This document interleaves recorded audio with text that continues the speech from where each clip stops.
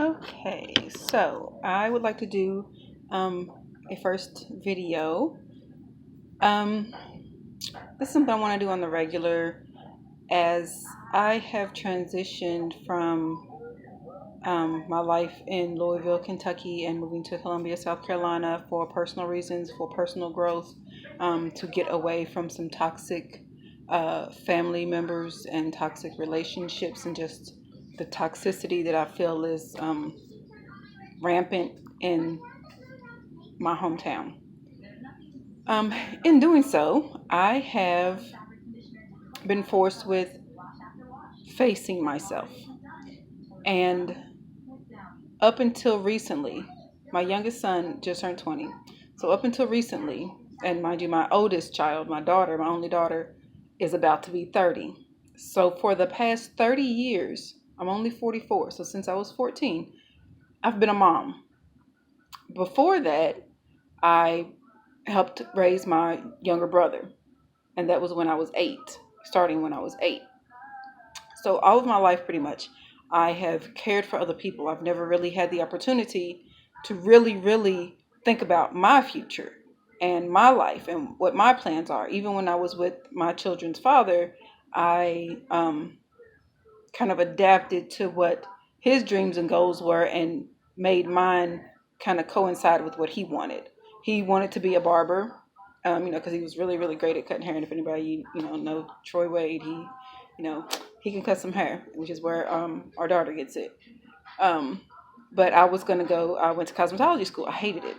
I mean, I kind of liked it in a sense, the creativity part of it, but I didn't like standing on my feet that long. I've always been a more of the business oriented person. Long story short, I um,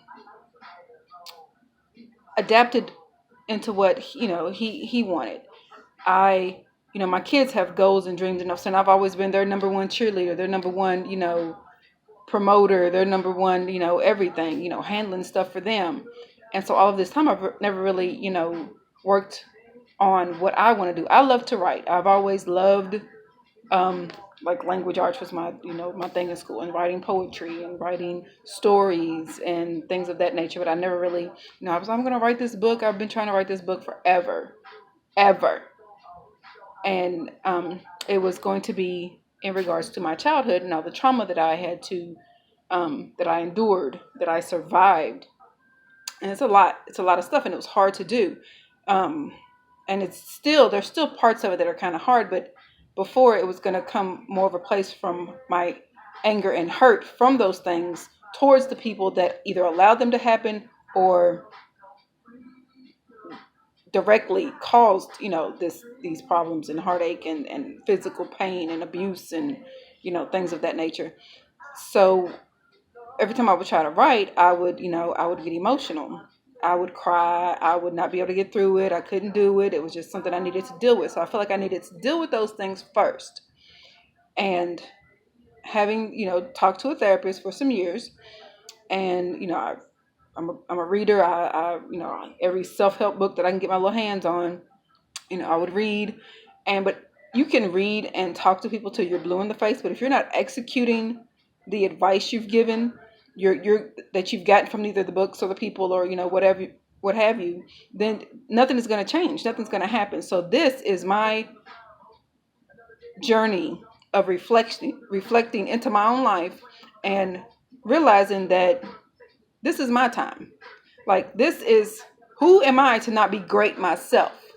Who am I to not go for what I want to go for? Who am I to not write these stories and this book or these books and get them published? And more so, I've always had this image in my head of how everything's gonna play out with these books and stories of mine. Because I know pretty much everybody out there has heard of Tyler Perry and heard of his plays and his movies and how touching they are, and that they're usually done in regards to things that we don't talk about, you know. And I can only speak from like the Black community standpoint. There's a lot of things that we don't talk about. We don't talk about, rape from, especially stuff that's happened, with a family member. We don't talk about abuse. We don't talk about mental health. We don't talk about, the the abuse from parents who did not know how to properly love us. And it doesn't necessarily have to be physical abuse, but mental abuse as well. Like if your mother, didn't know how to love, how to give love because she never got love. We don't talk about that. We don't talk about how toxic mothers can ruin children just as much as an absent father could. And these are the things that I want to address and talk about. So it's always been like my biggest dream is to get some of my material, once I get it all good and polished and done up, and get it into Tyler Perry's hands. That's my goal and dream. And who am I not to do that? Who am I not to turn all the shit